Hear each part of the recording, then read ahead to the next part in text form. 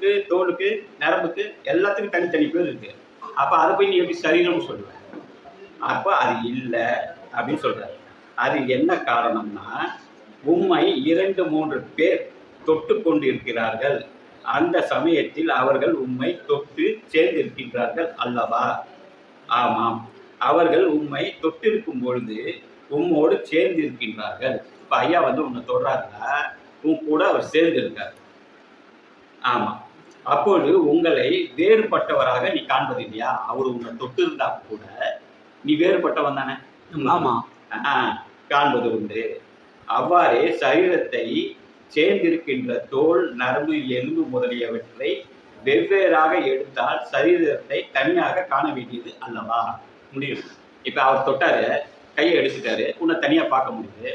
அப்ப தோலையோ செதையோ இதுவோ எடுத்துட்டா சரீரத்தை காணணும்ல. ஆமா. அப்ப காண முடியுதா அப்படின்னு கேட்டா காண முடியல. ஆனால் அப்படி காண்பது உண்டோ? காண்பதில்லை. அதனால் நீ காணப்படுவதற்கு சரீரம் இல்லை. நீ பார்க்குற இந்த உருவத்துக்கு பேரு சரீரம் கிடையாது, இது உருவம். அப்ப சரீரம்னா என்னன்னு நம்ம புரிஞ்சுக்கணும். புரியுதா? அப்ப சரீரம் என்று சொல்வதற்கு இடமில்லை. சரீரம் என்பது என்னவென்றால், சரீரம்னா என்ன அப்படின்னா திராவித்து கொண்டிருக்கின்றது. அதாவது திராவகம் ஆகுதல். அத திராவகமா இருக்கிற ஒரு பொருளுக்கு பேரு சரீரம். அது எப்படி என்றால் தண்ணீர் ஊறி ஓடிக்கொண்டிருப்பது. இப்ப தண்ணியோட தன்மை என்ன? ஓடிட்டே இருக்கும். அப்ப அதுக்கு பேர் என்ன? திராவகம். ஓடுற ஒரு பொருளுக்கு பேரு திராவக ரூபம். ஓடிக்கொண்டிருப்பது, அதாவது குறைந்து குறைந்து போய்கொண்டிருப்பது, அதாவது குறைஞ்சி குறைஞ்சி போனா அதுவும் திராவகம் தான்.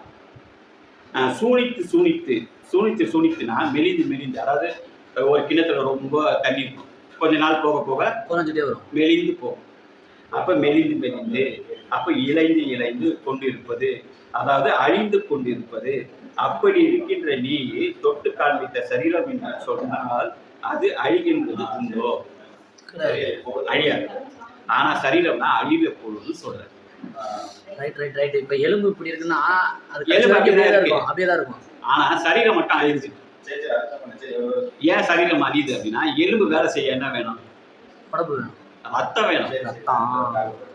சொல்றதுக்கா? அப்ப அங்க ஒரு ஜலரூபம் ஒன்று வேணும். ஊத்துனா ஊறி ஓடணும். அப்போ வளைஞ்சு வளைஞ்சு போகணும். அப்போ உருகி உருகி போகணும். அப்போ குறைஞ்சி குறைஞ்சி போகணும். அப்புறம் மெலிஞ்சு மெலிஞ்சு போகணும். ரத்தம் இல்லாதவன் என்ன ஆவான்?